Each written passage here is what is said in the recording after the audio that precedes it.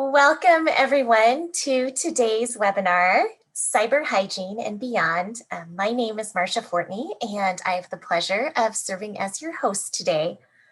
Held every October, Cybersecurity Awareness Month is a collaborative effort between the Cybersecurity and Infrastructure Security Agency and the National Cybersecurity Alliance to raise awareness about the importance of cybersecurity and to ensure that all Americans have the resources they need to be safer and more secure online. The University of Maryland Global Campus and the Center for Security Studies are proud to be champions in support of this essential online safety, awareness, and education initiative. The overarching theme for 2020 is do your part, #be cyber smart. And now, more than ever, the theme empowers individuals and organizations to own their role in protecting their part of cyberspace, with a particular emphasis on the key message for 2020. If you connect it, protect it. So without further ado, I'm just going to go ahead and do some brief introductions here. As I said earlier, my name is Marcia Fortney. I'm currently a faculty training specialist at the University of Maryland Global Campus. I spend a lot of time talking with our faculty about how they can create safe and secure online synchronous environments so they can connect with students. I also have the pleasure of working with Jeff Geronimo. He is one of our adjunct associate professors. He teaches technical writing, but he also uses Zoom regularly, is an expert in Zoom because of his day job working with Blackboard. And then we have Dr. Lois Palin with us, Senior Director for Security Studies. And Lois and Jeff, feel free to say your hellos and your welcomes to our audience today. Thanks so much for being here. Thanks, Marcia.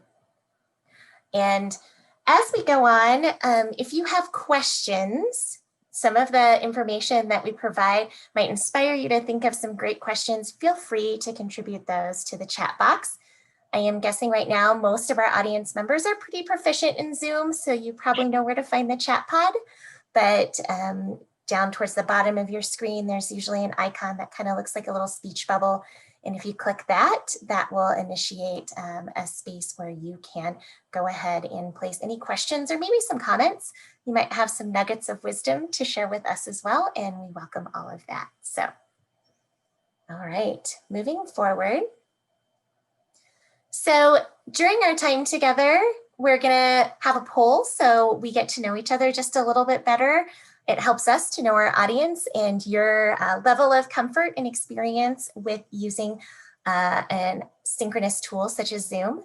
And then Jeff and Lois and myself, we're gonna just contribute some tips and best practices about how to present a safe and secure environment, particularly if you're using Zoom. And then of course, we've got time for questions and answers.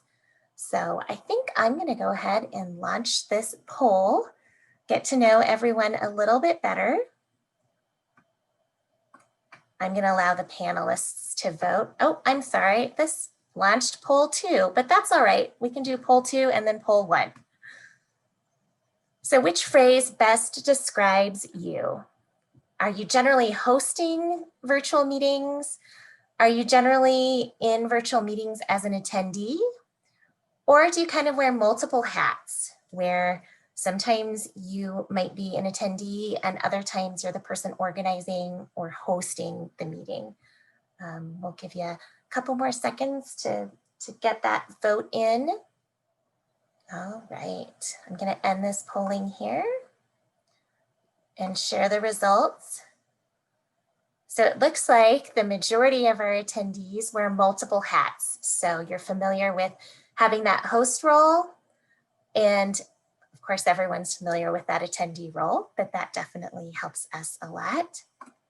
Let me go ahead and launch this other poll so we can get to know you a bit. In an average week, how much time do you spend in virtual meetings?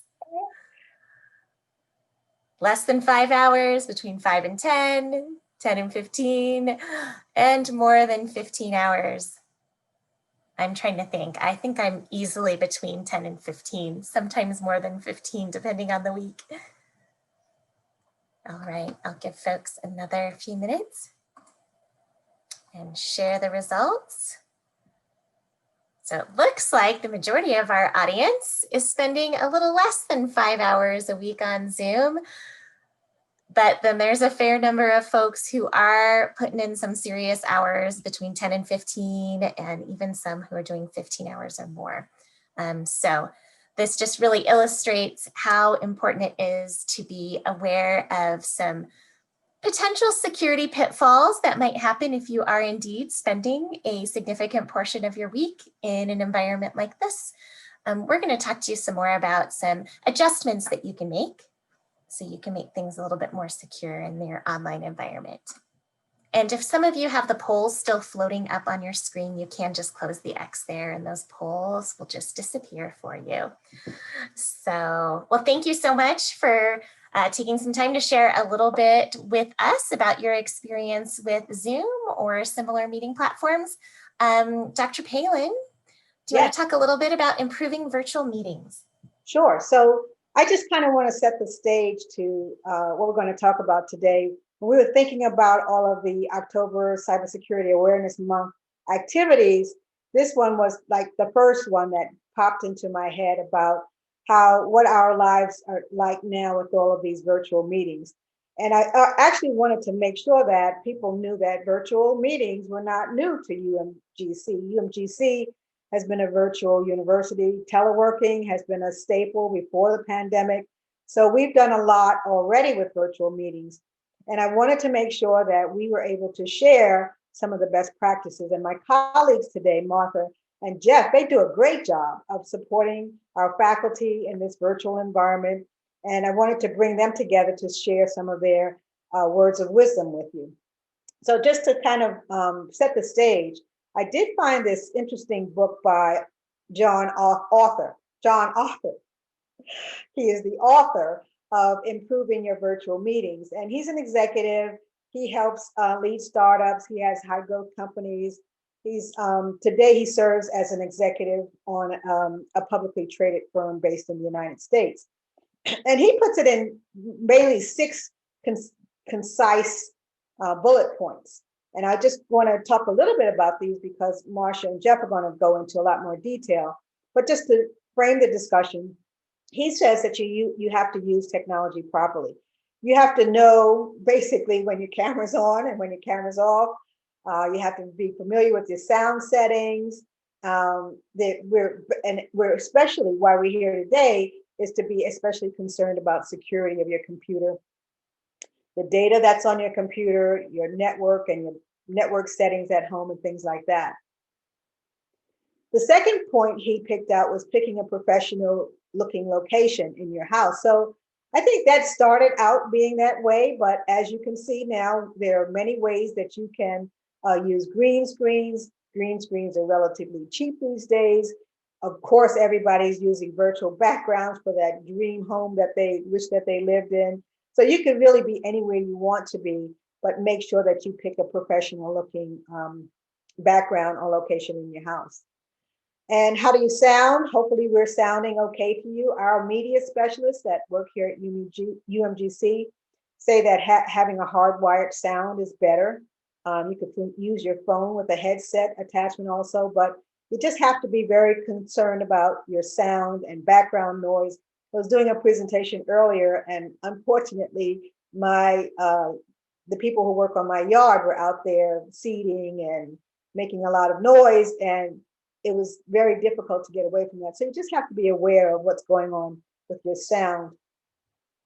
And also your video setup and lighting, all of that. Of course, we're all getting more comfortable with that and getting more familiar with the video settings. The funniest thing happened. Some of them, it will even touch up your look. I was playing around with one of the settings in Zoom that would actually put lipstick on if you like. So I thought that was really interesting of how the technology is really growing and giving us the ability to do a lot with it. And the last thing I wanted to just bring out and our office guidelines, of course, to follow. So it's very important that we are following the guidelines that are put forth by our companies.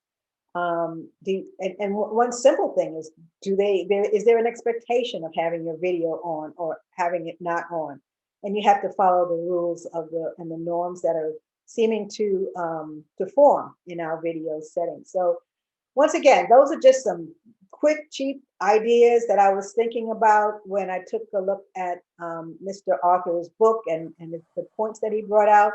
But what I did was make sure that I had Marsha and Jeff here, who are the experts who are going to bring home a lot more of that information to you. I'll turn it over to you guys. All right. So just some Zoom basics here. I'm looking at our attendee list. I see a few names that I recognize, so I know there's some UMGC folks here. I'm guessing there's maybe some guests here as well. Within my role at UMGC, I have been remote the entire time I have worked at UMGC. I actually live in Colorado. I have never lived in Maryland. So using a tool like this is definitely part of my day-to-day. I work with a really close-knit team.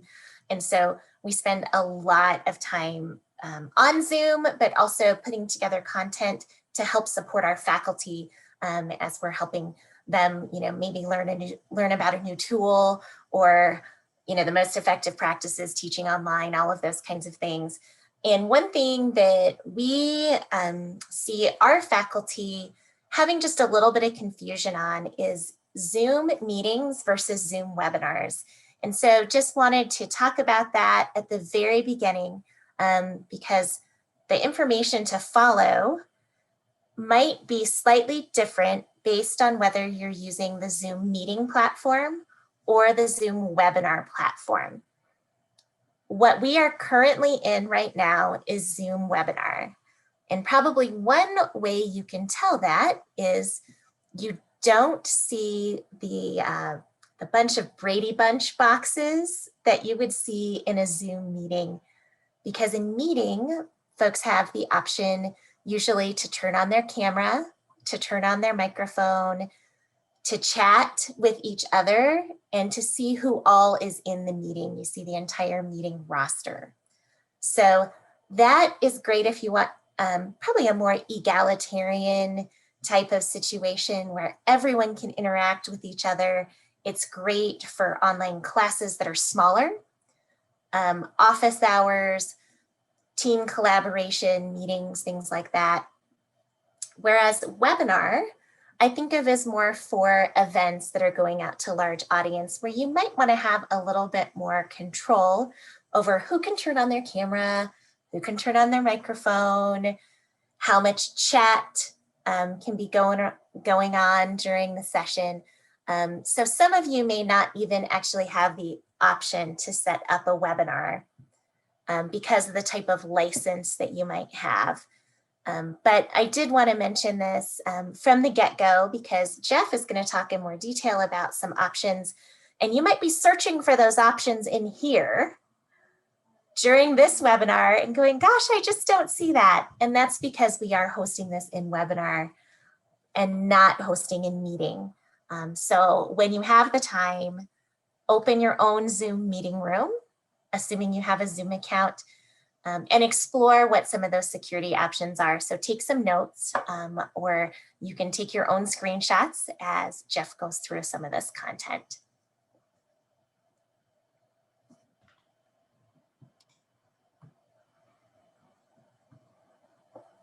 So 10 practical tips for presenting safely and securely. Jeff, the floor is all yours. Enlighten us. All right, wonderful. Well, thanks so much, Marsha, and thanks so much, Dr. Palin, for setting the stage. And thank you again for everyone joining us this afternoon.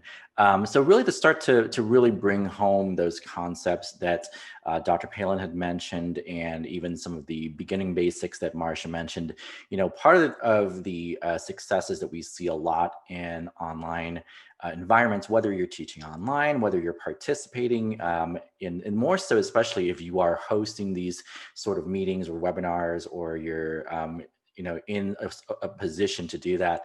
A large part of our successes, of course, is going to be dependent on not only how we present ourselves. So Dr. Palin brought up some wonderful points from that book, and really being mindful of your surroundings. But it's also, as we start to look at being really secure, being safe, there's a lot of different points that we can do. And I think that once we dive a little bit deeper into the platform, even as Marsha mentioned, there's a lot of things that you'll start to find.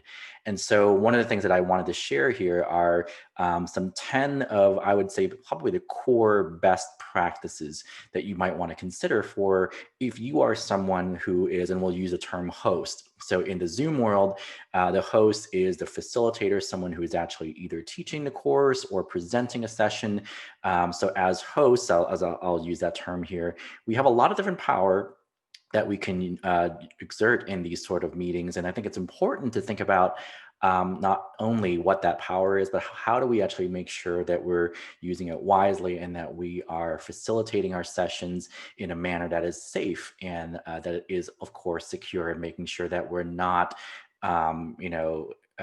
succumbing to any sort of incidents, like whether there are Zoom bombing incidents or you may have unwanted guests. So I think I wanted to share some of these practical tips that you might find. And of course, a lot of these tips that we'll share are tips that we see now, but as many of us probably know, Zoom, just like any other web-based applications, is subject to change. And there's a lot of updates. In fact, I see almost every week there's a brand new update, maybe not so much major types of updates, but maybe little updates to feature sets, into things that make it a bit more robust. So it's always, as I like to say, knowledge is power, right? Make sure that you're, as we move away from today's session, continue to kind of see what's happening with web conferencing software like Zoom. What are some ways that we can really protect ourselves?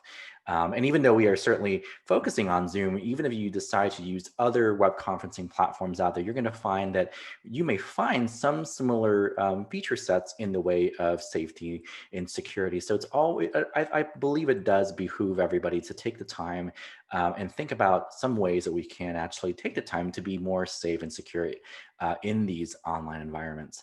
So without further ado, I wanted to go ahead and kind of share these 10 different tips. In fact, one of the things that we're going to focus on is I've sort of split these tips. The first half actually focuses on some tips that you can do even prior to you launching your own meeting. So there are some things that you can do even during the setup phase. It's not just something that you have to consider while your meeting is up and running. So one of the first tips I like to share in doing so is that it's not just something that you can do during the meeting, but it's definitely some things that you can certainly look at prior to your event. So whether you're hosting an online class, maybe you have some office hours, you're presenting a regular webinar, whatever the case might be, I think it's important to keep in mind that you do certainly have some ability to set up these features prior to the meeting, but also during the meeting as well. So one of the first tips I like to share is something that I think that a lot of folks might have already been used to. In fact, you may have seen this even prior to you joining some of our meetings, is the concept of a waiting room, and knowing that it is there, something that you can certainly enable. In fact, we have a lot of folks who are in the education environment like UMGC, for which this feature is already enabled. And what it is a virtual waiting room. So if you are wanting your attendees to join in, let's say at 4 o'clock, you probably can anticipate that they're going to be joining either on time, but hopefully a little bit earlier in advance. But maybe you don't want them to see everything that maybe you're already starting to set up your PowerPoint slides, and you just want to admit them into the environment once you're good and ready. So the waiting room is sort of that virtual approach to kind of putting them outside the door, so to speak. And you can admit either the individual meeting participants, or what tends to be more common is we admit everybody all at once. And you can sort of see even in the screenshot that I have here on that right-hand side, there is a participants list that you'll actually be able to bring up. And as different participants join, if you do enable the waiting room, you'll see sort of a subsection in that list that kind of tells you who's out there, who's waiting And so you can decide to either admit them. You can even do some other features. We'll mention these along the way. You could message them while they're still waiting. As I'll mention a little bit later on, of course, you even have the ability to maybe possibly remove that participant if for some reason you're not exactly sure who that is, or that's definitely not one of your attendees.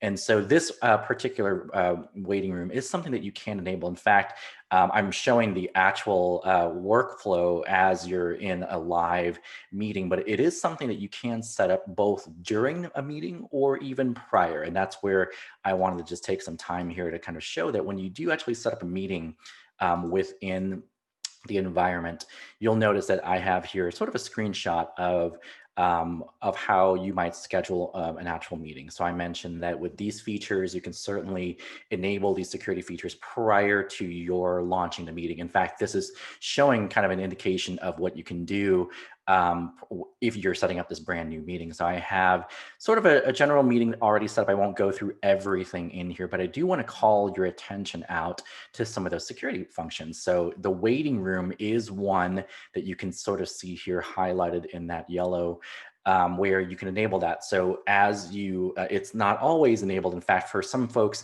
even at those at UMGC, other education institutions, one of the latest security updates did make the waiting room enabled by default. So it may already be checked for you. If not, that's certainly something that you may want to explore, think about trying to enable that as well. And in fact, one other special layer, I have it shown here, kind of saw this in relation with this, but this kind of brings me to tip number 2 is, in addition to enabling the waiting room, you even have the ability to kind of add that extra layer, so to speak, by putting in what we call that passcode. So just to the left of that, and of course, again, these screenshots can certainly subject to change, but another layer here is that is typically enabled by default is the fact that you can allow a password. So even prior to joining a meeting, whoever you've sent your meeting invitation to, or maybe even if someone just happens to come in, they will not be able to enter that meeting without that passcode. And I did put a note here. You can sort of see my little note here on the side that you do want to make sure that you do provide the passcode to some folks, because there are some instances where if you're not careful, you could be inadvertently sending invitation details to participants and they may not know that there's actually a passcode that is required. And what's a little unique about Zoom is that some of the invitations actually include what we call kind of like a one-stop shop, where you click a link and it actually already has the passcode embedded. It sort of just bypasses all of that. But then there are also some other instances where we have folks who do provide the passwords separately. So, we can go through this a little bit more in depth, but for the long story short, make sure that when you set up meeting details, if you are including a passcode or a password, there is a section where when you do send out the details, you want to be very deliberate about making sure that you provide the full meeting link details to your participants. Particularly, that could be in what we call the meeting ID. It's usually about a 9-digit code, or it could be a link, or it could include the passcode as well. So just something there that you certainly want to keep in mind.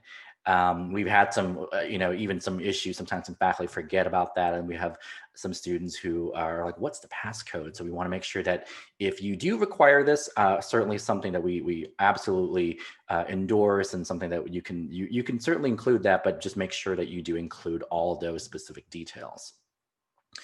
Something else I also wanted to mention here on this same scheduling page. So if we are scheduling meetings, setting up a brand new meeting, you also have some additional options down below, specifically where it concerns some of the advanced options. And I want to point out that even though that they are labeled as advanced options, they're certainly not super advanced that you wouldn't be able to configure them on their own, but they definitely have some implications on how you run your meetings. For instance, one of the things that are typically enabled by default, but it may not be, is an option to enable join before host. And what that really just means is that if you are setting up a meeting and folks are supposed to be signing in at 4 o'clock, you could allow them to join even before you, as the facilitator, as a presenter, but even before you join.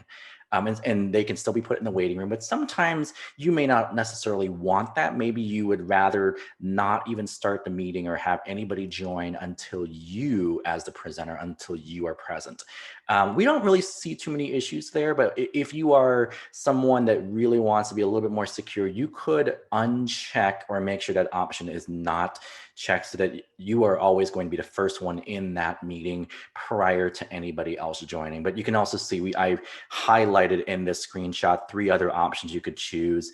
Another one here, of course, is muting participants. So when they come in, we know that sometimes our microphones could be live, and maybe you don't necessarily want that that feedback to come in, or all that surprise audio, especially if these participants are coming in late, right? And you are already presenting, you're talking, and you're leading your webinar, your meeting, and all these folks just start surprising you, and it can throw you off guard. So it's something that we typically try to do, is to mute participants upon entry. But if for some reason you prefer to just let everyone come in, you are able to uncheck that option. That does not impact their ability to use their microphone. It just, in this case, makes it so that for some reason they have it on, you can make sure that it is all muted when new attendees join the room.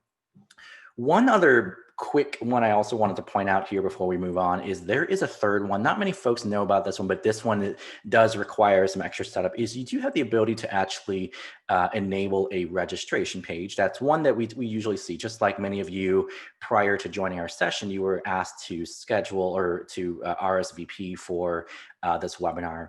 But that is one other option, but a sort of an additional layer, and you can actually sort of see it here in this screenshot, is allowing authenticated users. And I don't personally always use this, but I do think it comes in handy, especially if you are holding meetings where you really want to make sure that it is only targeted towards and attended by folks who have specific email addresses. So if I want to make sure that I only want folks who are coming to my meeting to be part of UMGC, especially if they're faculty, they have to be registering using their umgc.edu email address. Otherwise, the system would not allow them to even enter the session unless they are logging in with a valid, as we call here, a domain. So another little sort of an advanced tip, but it's something I see used a lot, especially if you're in the business and government sector, and you really need to be very careful about who exactly is joining. It's certainly another little layer there to keep in mind. Okay, so lots of little tips there to talk about, but I also want to make sure that we kind of go on here as we go with our time. It goes without saying, of course, that however you distribute your meeting, so at the end of the meeting creation process, there comes a time where you are then going to share the details. There's a number of different ways to do that. You can copy and paste the link, all the details, as you can sort of see here in the screenshot. But as I like to point out, it goes without saying, be careful about where you post those details. Even though we see a lot of incidents in the last few months where folks have just inadvertently gotten a hold of meeting details, or hackers that have just somehow were able to get into your meeting. One thing, of course, you can just make sure you do is keep those meeting details private. Do not distribute those on completely super public platforms. You know, if you're going to post those on social media like LinkedIn, be careful about those. Definitely be careful if you're posting it to a wider social media audience, or really just anyone, but always make sure that you are mindful about how you are sharing those meeting link details. So always good to point that out. As I mentioned, most of these tips that we were looking at really pertain to your time prior to entering or starting this actual meeting. But of course, as many of us are probably aware, there are some things that you can also do to keep yourself safe even while your session is live. So don't think that these settings, maybe you forgot to enable the waiting room, or you forgot to do something. You can still enable and enforce these security functions, and even revoke or allow certain permissions for your attendees while the meeting is going on. So one thing I just wanted to mention is that really your primary spot for doing so, when you do have your meeting up and running, most of your security functions will be found in this sort of handy dandy icon on the navigation bar, which is just called simply security. So it is a one-stop shop. It's a little icon that when you click on that, it presents a contextual menu with a couple of different links that we're going to go into here in just a few moments. But there are some things that you can do. Let's say if you are presenting live and something happened, or you need to take immediate action on something, the security panel does have some options for you to use if you are in that situation. So for instance, one thing you'll see here at the very top of this contextual security menu is the ability to lock meetings, as well as, again, to enable the waiting room if that was something you did not do or you forgot to do and you want to make sure that you do that. So let me just very quickly start with that. Again, if you want to enable the waiting room, you can make it so that not everyone is just joining your meeting live. They are still put in sort of that separate layer outside of the meeting. So they're kind of in this phase where they're not quite in your meeting, but they're just about ready, and you can certainly admit them once at a time, or as like we usually say, we usually just admit them all in one batch when the meeting actually starts. But you'll also notice that one little tip I like to mention is that, let's say you do have all of your attendees in your session and you know there's no one else joining. You do have the ability to do what we call lock. So there is an option to lock the meeting, and that makes it so that the meeting is officially, you know, it's a strong fort, right? There's no really way for other folks, for outsiders, to be able to enter that meeting after you've locked it. So it's literally like locking them inside of that room. Of course, if you do have folks that you think might be joining late, probably not something you want to do. I usually recommend personally that if you're not quite sure, especially if it's a more of a public event, do enable a waiting room and keep it open, because maybe if you're starting your session at 4 o'clock on the dot, but you know that you are anticipating other folks who are coming in just a little bit later, you may want to put them in the waiting room so that you can sort of glance at your participant list as you're presenting or facilitating live, and you can decide that to let them in, or maybe they are someone that you're not quite sure who they are. You can certainly leave them there or even kick them out entirely. Another tip that we have coming up. But those are some of the first few options I just wanted to mention in terms of security with the attendees, in terms of managing the participants and the attendees who are coming inside of your meeting. The other thing you'll also notice as you kind of come down that list in this, again, all in the same security menu, is that you have options here that you can either allow or revoke. So the interesting thing is that even as hosts, we certainly have a lot of power, but also our attendees do, especially if you are using the common Zoom meeting. Most folks who are newer to Zoom, you're very likely 99% of their time probably using a Zoom meeting function. And so because Zoom meetings by default are very collaborative in nature, that also means that you have access to a wide array of collaborative tools, like the ability to chat or the ability to share screens like what I'm doing right now, or even the ability to simply unmute yourself and come on to the mic and start speaking live. So while those options are enabled by default, you may also want to we may wish to revoke those or remove the ability for folks to do that. So you can see here in this screenshot I'm showing, while these options are checked, you can deselect certain options that if you find that maybe there's going to be some things going on, you're not really sure what will happen. For instance, in a lot of education side of the house, especially if I'm dealing with K-12 teachers or even faculty who are newer in higher education and they're just trying to get their bearings together here, I typically tell them to remove the ability for participants to screen share, because anything could happen. You might be the one presenting your PowerPoint like I'm doing right now, but then someone could inadvertently share their screen. And usually it is disabled by default, but it is an option that you can certainly pick and choose certain pieces here that relate to the participant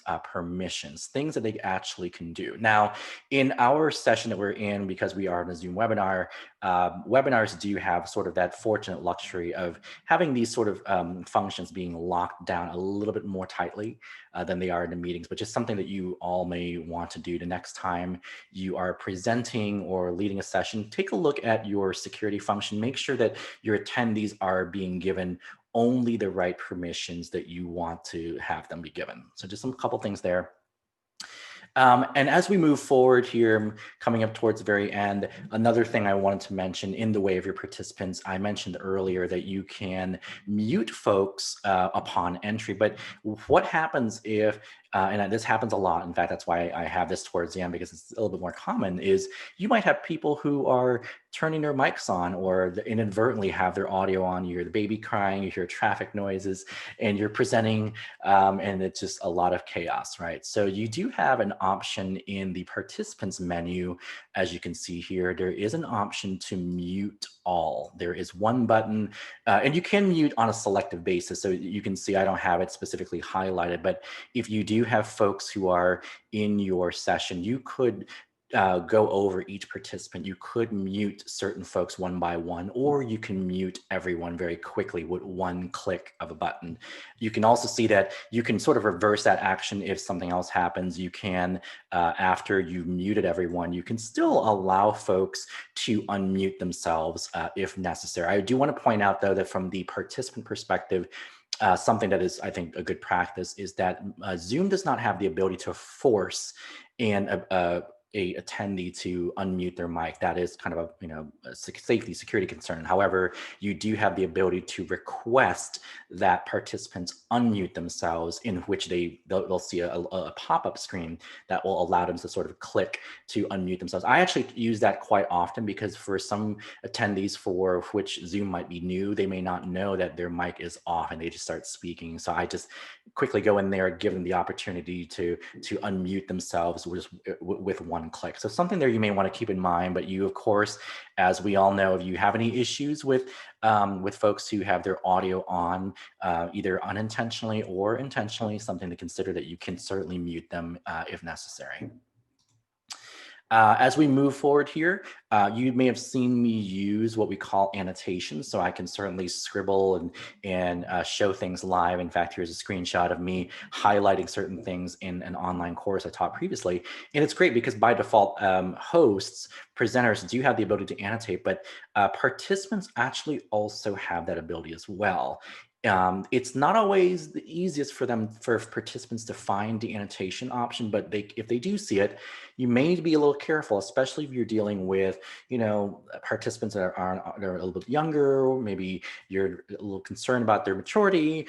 You can certainly, something I do recommend is to disable an annotation functionality, especially when you are screen sharing, because annotations is a feature that becomes live and active to use when you are screen sharing. For instance, if I'm showing my PowerPoint slide or something, the annotation feature is great, be able to point out different areas. And it's also a great collaborative tool, but just be careful because it can also be, as I put here, an opportunity for mischief when you don't actually need it. So something to consider, there is an option in the share function, in the share panel up here as I'm pointing back, where you can remove the ability for participants to annotate. So something there to keep in mind.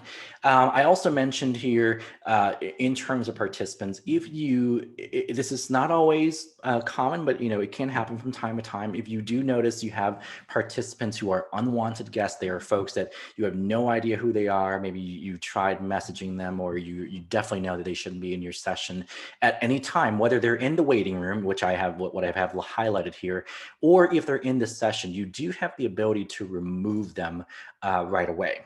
If they're already in your session, you are able to hover over their name. There will be an option, a settings menu for them to basically kick them out. But the verb that we're looking for here is remove. So there is a forcible remove option. And it also does give you a secondary option to not allow them to join ever once they are removed. Some other platforms don't give you that same permission. So I know that's one thing with Zoom, a great feature to kind of consider, that you do have the ability to kick them out, but also to prevent them from coming back.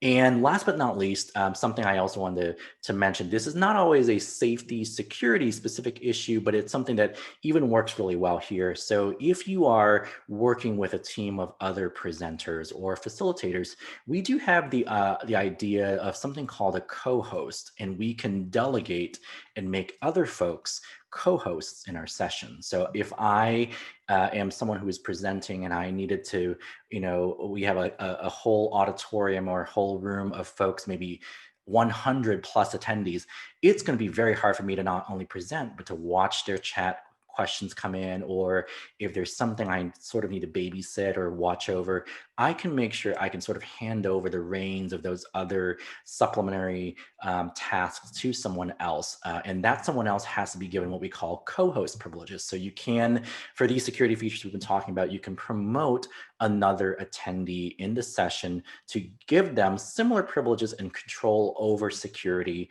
So if something happens, even if my internet connection went down and I needed someone else to take over, either Dr. Palin or Marsha can certainly step in and resume control of the session. So not a specific security issue, but something that you could certainly do as you're managing all the 10,000 things that you might be doing. So these are your 10 tips to consider. And if anyone has any questions, of course, about these tips, or maybe you know of another one, feel free to share those with us.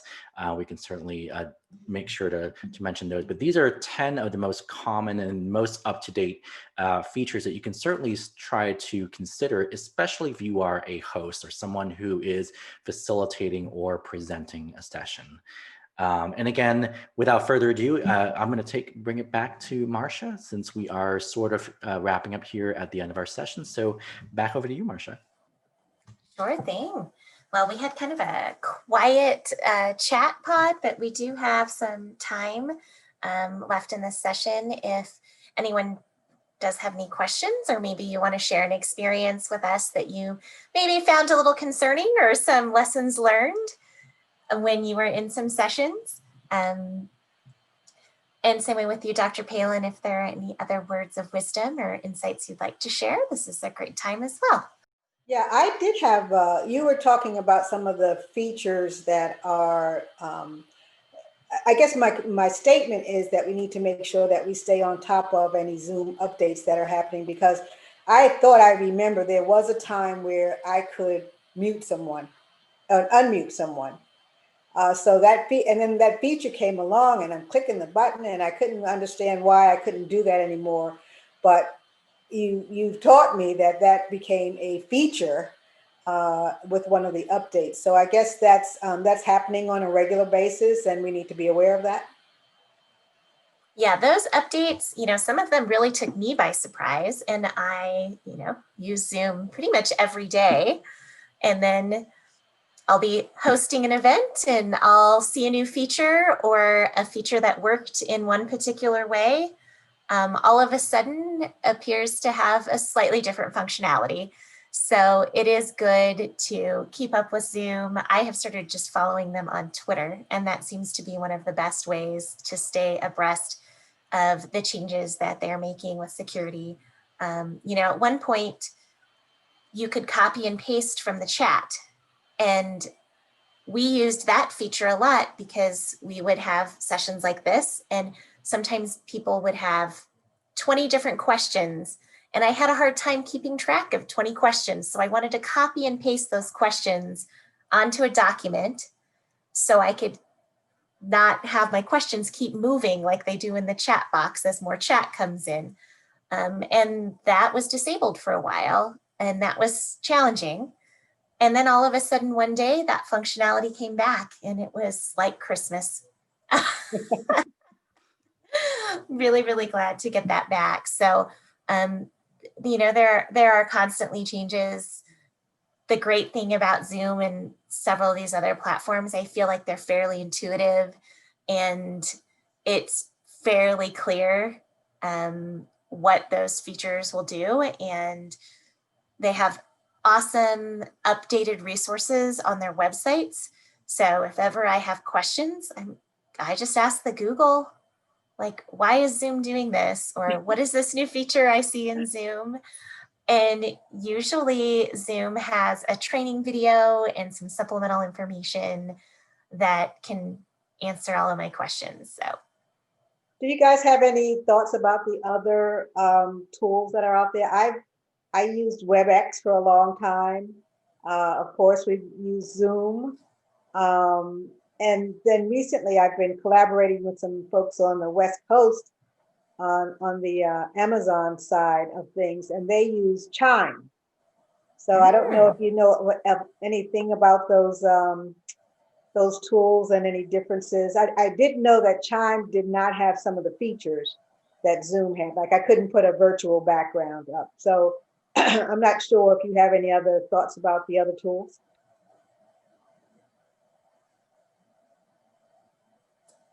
Jeff, Oh, yeah, I think you might be double muted, Jeff. Yeah, I was double muted again. No, I was just going to say that I think that we'd be remiss not to mention the fact that there's a lot of web conferencing software out there, many more to continue coming. And I think that, yeah, there's certainly some differences. And I think that we struggle sometimes when folks will say, oh, I want to use X software to chat with you, or I want to use this, and I want to use Zoom. And even though I think Zoom has certainly taken hold of the market share, there's certainly other platforms out there. And rather than sort of, kind of coming down inch by inch on the differences, I would say that there's each of those, aside from Zoom, definitely have their own things, their own features. I think since we're talking about security, one thing I have found, and this is actually a great question that you brought up, Dr. Palin, because I was actually recently doing consulting work for a healthcare organization that was trying to find out if any video conferencing applications were HIPAA compliant. And when we talk about, PHI, health information, and making sure that we're just not sharing our personal health information out there, I found that there are some platforms, and Zoom is one of them. Again, this is not a marketing ploy, but Zoom does sort of tick some of those boxes. So if you are an organization, if you're someone that is trying to figure out what should I use, well, if you have certain requirements, especially if you are a healthcare provider, to meet certain HIPAA security rules, video conferencing platforms like Zoom, they have to offer certain administrative, certain technical and physical safeguards to ensure the confidentiality, to ensure integrity and availability of the electronic, personal health information. And I think that some folks don't realize that you have to be very careful about that. And Zoom is, I think, is one that certainly sets itself apart. I know that there are other platforms out there that are also in a way HIPAA compliant, but that's probably one of the ones that stands out to me the most in terms of security, because you do have to be careful now that we're in this age of telehealth and providing this information at a distance. The kind of organization that you are and your needs, you definitely have to be very careful, even now more so than ever. So that's sort of my take on that. We do have a question from Ivy Daniels. She asked, can you add pictures in the waiting room? I want to tell my students to work on a specific item while they are waiting to get into the meeting. That's a great question. So and this is also, going back to Dr. Palin's note before, she had mentioned about, I trying to figure out what's happening with the updates with the waiting rooms or just updates with anything. I even see those updates with just by launching the Zoom application, and you start to see, oh, there's a new update. And usually it's accompanied by a screen that presents to you some technical jargon like, oh, this was updated, this was added.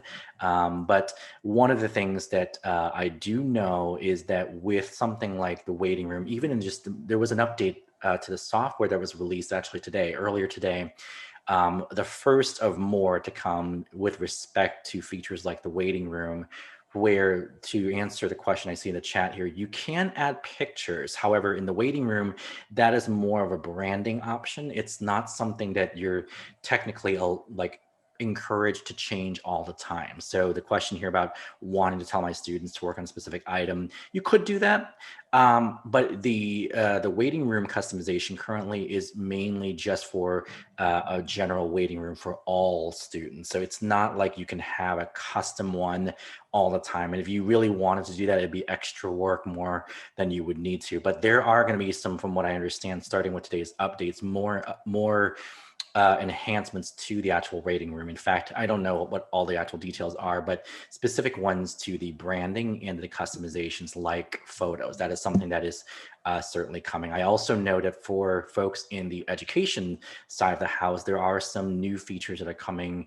There was a recent Zoom conference where they released information about new education specific features related to the waiting room as well. Again, I'm not privy to all that information, but there are going to be some coming along the way. But currently the photos are limited in the waiting room just to the overall customization, not on a case-by-case basis.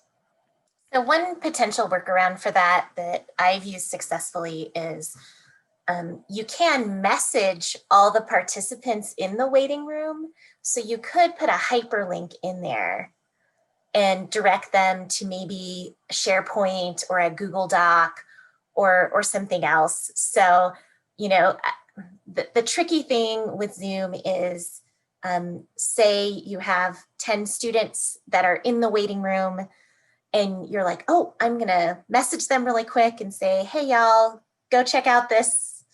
Here's the link. And then you have 3 more students that come into the waiting room. They may not be able to see the link that you posted because they entered after you posted the link to the chat, if that makes any sense. That's one of those weird Zoom quirks. So then you may need to revisit that message and just say, as a reminder, please go to this link. We'll get started in another 10 minutes or something like that. So that is one workaround, is you can use the chat. So you could direct them, to a link. Another question from Ivy is, can participants record the meeting on their own? When I record my meetings, are breakout rooms recorded? Yeah, that's a great question. So there's 2 parts to that. The participants normally, so for those folks that are not aware, with Zoom, you actually can record 2 different ways. When you record, you can either do what's called a local recording, in which the recording is actually saved to your physical machine. So if you're launching it on a laptop or machine, you'll be able to record directly to that. In fact, even for those who are general Zoom users, you're not paying for a license, you're just using a free version, you are able to record locally for free. And in that case, by default, only the host of the meeting can actually record locally. Unless you give someone in the meeting, you have to be in the meeting, and you give them the ability to record, you can do that. And it's a little cumbersome, but for folks who are using what we call the licensed version of Zoom or Zoom Pro or higher, especially for folks at UMGC, we have cloud recording. So there is, usually it's enabled on those institution accounts. So you are able to record a meeting that's not stored just to your computer, but it's actually stored on to the cloud, and you can retrieve those. It stays there. You can provide the link afterwards to students or to other attendees. So if you are recording to the cloud, you also have that, again, sort of the same restrictions, but one of the ways around that is you have the ability to do what we call enable automatic cloud recording.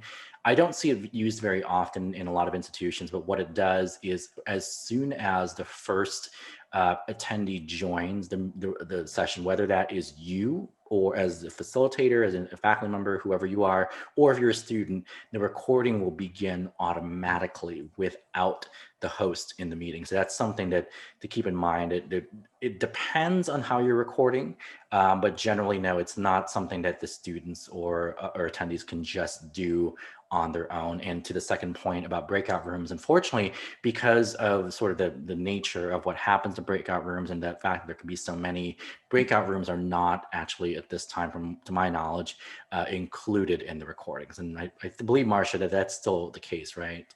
So what happens with breakout rooms, at least this was my experience a while ago, is the recording followed me as a host. So we had like 8 breakout rooms, and I visited each breakout room because I'm, popping in to say hi and see how things are going with their breakout session. And it followed me going to all of those 8 rooms. And it didn't lend for a great recording. So I actually took that out. I have a separate editing software and took that part out. I'm hosting a session on Wednesday night for faculty development and we're using breakout rooms, I'm just going to pause the recording when we head out to breakout rooms. And then when we return back, I'm going to resume the recording, and that way I don't have an editing task waiting for me at the end of things. But that's a really, really good question, Ivy. Okay. I just wanted to say that this is a great problem to have for me. I'm so happy that people are concerned about how they their online presence is and how they use virtual tools, because I've always thought that, you know, people should know how to use those. And my two examples are, I have some young people in my life, grandkids, who are just whizzes at video games and things like that. But if you put them in an online class, they were lost. And I think this is now forcing them to learn a little bit more about technology. And I think it's good for them in the long run to know that they can learn both in the physical environment and in the virtual environment. So I'm excited that they are kind of being forced into this. On the other end of the spectrum, I hold Zoom meetings to provide our church services to seniors. So seniors who do not have computers and can't look at the church services in Facebook or stream it in some way or another, we do a Zoom session, so that there are some people who come in with their video and their computers, but for the most part, we're using it for people who only have telephones. And I think it's just a wonderful thing that that was just such an easy thing to put in place when people who, seniors who didn't have a clue about computers or technology or internet or anything, we were still able to participate in the services. So I'm excited that we had this as a problem and that we're using the technology to solve some of those problems. Yeah, very good. Well, I know we are kind of nearing the end of our session. So Dr. Palin, thank you so much for putting all of this together. You're welcome. And Jeff, for being here today. We hope that we've given you some insight into protecting against cyber threats and served as a constant reminder of the need to promote cybersecurity awareness, especially those of you who are educators. This is something you can pass on to your students as well, because we do have a shared responsibility to keep each other safe. That's why we wear masks, but that's also why we put passwords on our Zoom meetings too, just to keep each other safe in here. So I hope attendees, you enjoyed your time here and you'll look for more opportunities to learn from UMGC leaders and our cybersecurity industry guests. So do your part, be cyber smart. Be sure to complete the survey today as well, and that should be popping up towards the end of this webinar. And yeah, be safe out there, and thank you so much for coming today. Thank you. Thank you very much. Bye. Thanks, Jeff and Marsha.